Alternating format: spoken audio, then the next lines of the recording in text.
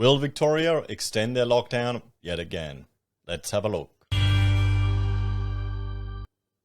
Hello everyone, Florian.heise here and welcome to another episode of HeiseSays.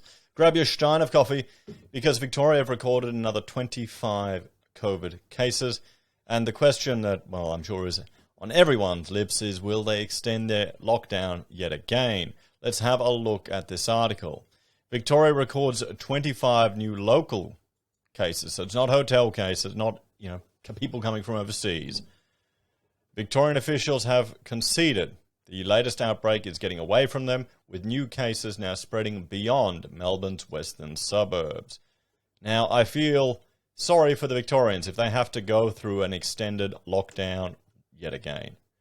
Because, well, there's another article I want to look at, just looking at the number of people that have contemplated, end-of-life scenarios because of the previous lockdown in 2020. It's not without its costs. This is the thing, that our leaders who are repeatedly locking us down again and again to attempt to at least mitigate the spread of this illness, even though epidemiologists argued against it because of the other consequences of it. I guess it doesn't even matter anymore. It feels like it's not even being discussed in the media, the cost of this. Maybe it will after. We have to hope that this just doesn't become the default response for anything. I'm waiting for it for climate change. I'm waiting for it for property prices. People can't afford deposits. Lock them in. Long-term lockdowns to get those house deposits.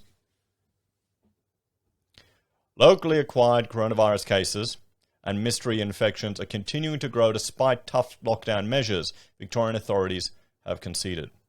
Victoria recorded 25 local COVID-19 infections on Sunday, with 5 new mystery cases emerging overnight.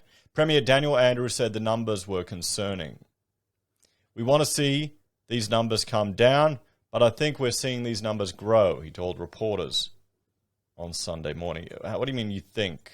You are or you're not? You don't think, politicians, eh? Of the 25 cases, just 12 were in isolation throughout the entire infectious period.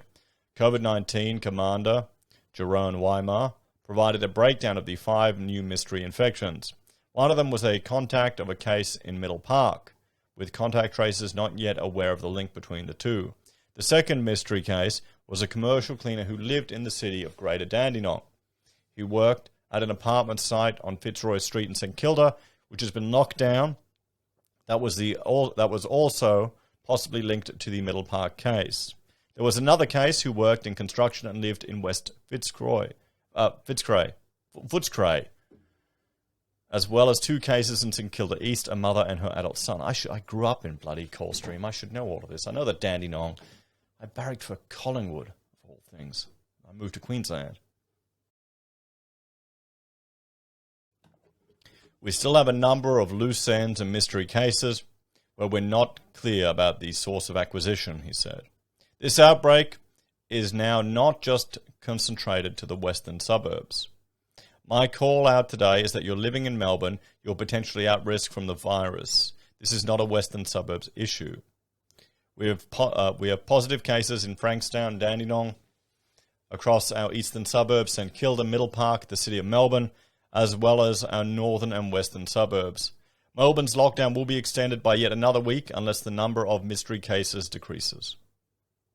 Lockdown rules are enforced until 11:59 on Thursday. So, what do you think, everyone? Do you think they'll extend the lockdown? Let me know in the comments below if you reckon they will.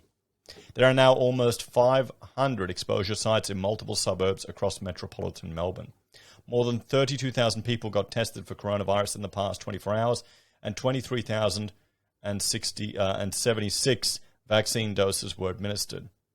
There are 185 active cases across the state, up from 163 on Saturday. No new cases were recorded in hotel quarantine on Sunday. So there you have it, everyone. Victoria, well, looks like if cases don't go down, the lockdown will be extended once again. So what's the takeaway? What's the solution to all of this, everyone? Well, let's have a bit of a talk.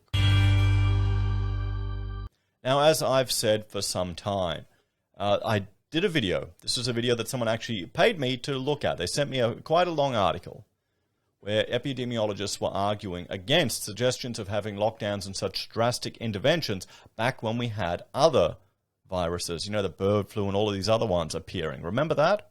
How long ago that all seems. But yet here they're repeatedly doing lockdown after lockdown after lockdown. And it has tremendous economic impact. It has tremendous livelihood impact. It had tremendous increase in the amount of people who have suicidal ideation.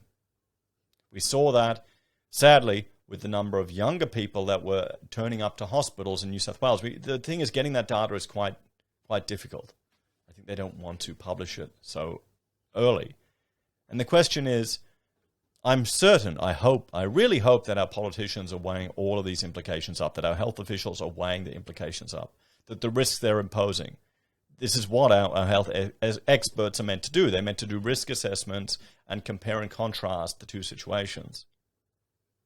So either they are so concerned that this COVID is worth the risk that they're putting us all under, or they're grossly negligent. What do you think? Are we getting enough information? Are you confident in the ability of our leaders to make that call? Or could it possibly be that they're stuck in a trap now, that they've gone down this lockdown path? This is the accepted narrative. This is the accepted response. The public are, they're appreciative. They feel safe. Action is being done, so they're happy. I know there's some people that are going, who could ever like a lockdown? There are people out there that do. There are people out there that may hate the lockdown, but they are happy for the action. They're happy that their leaders are doing something to keep them safe. And if you don't know any people like that, you need to expand your social circle. Seriously. Meeting someone who was contacting our Premier and saying how thankful she was that the Premier had been tough on the borders. Someone who probably wasn't very politically active. That made me realize how many people. And that's why I was not surprised. Our Premier swept through in the last election. Seeing it at that grassroots level. So, the solution. I'm hoping and advocating to vote for politicians. Use your preferences that advocate for a more reasoned response and at least providing information to the people. Remember, if you're in Victoria, remember who voted for the continuation and extension of emergency powers and wait till it happens again. We'll have to see. As always, thank you for watching. Like, share, and subscribe to the channel. If you're a fan and enjoy the content I create here, there are a few ways you can support us. You can join us on YouTube or Patreon. Sign up for SelfWealth or Stake. Use our affiliate links at Amazon, eBay, Independent Reserve, or AussieBroadband. Buy our merch from HeiseSays. Use Gold Pass from the Perth Mint or support us via PayPal. Take care. I'll see you next time. Bye for now.